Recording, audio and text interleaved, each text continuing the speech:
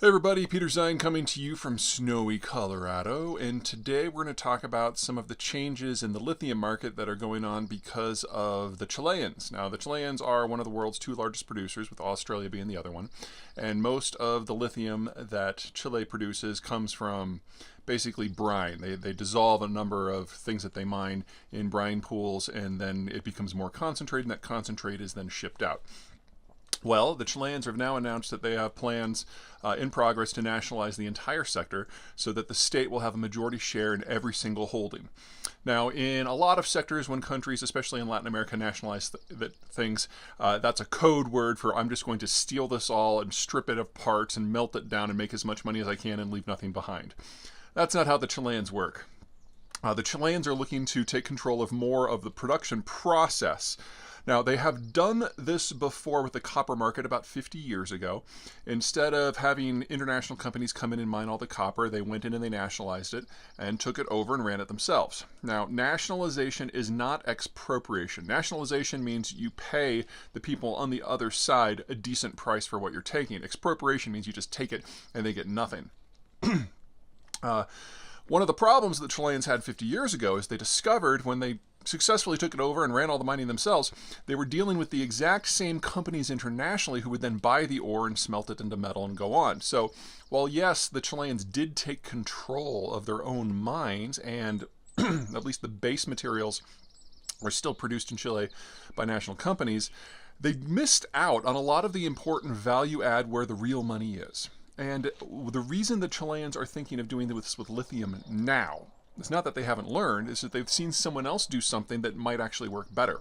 A few years ago, the Indonesians, who were the world's largest producers of nickel ore, banned the export of nickel ore. Not necessarily nationalized, but they forced the production of processed nickel within their own borders.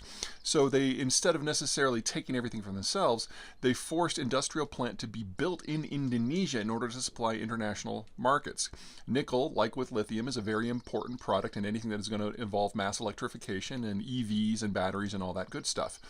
The Chileans have made it very clear, very publicly, that they're taking their inspiration for this round of nationalizations from the Indonesians. So we're going to see a lot of investment in industrial plant in the Chilean desert, the Atacama, where most of this stuff comes from, to turn the raw lithium not just into concentrate, but into lithium metal.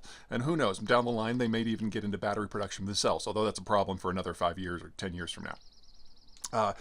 Winners and losers. Now, the biggest winners obviously are the Chileans themselves. The process of turning raw lithium into concentrate and then onto metal is not particularly sophisticated, but it is a value-added product, and it's something the Chileans have always been aiming for. I have no doubt that they can do it, especially if they get a little help from foreign investors.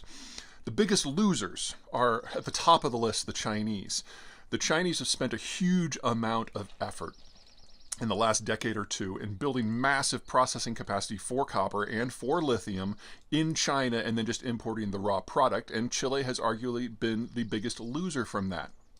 Well, the Chileans are now taking some of that back, and if they have even moderate success with lithium, you can bet your ass they're going to do the same thing for copper as well, which is going to leave all that industrial plant in China stranded without supplies.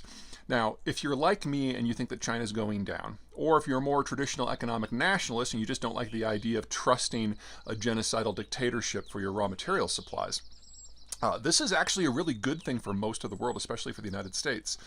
We've known that we need to massively increase the industrial plant and especially the processing capacity for a lot of these green tech materials on a global basis because it's too concentrated in China.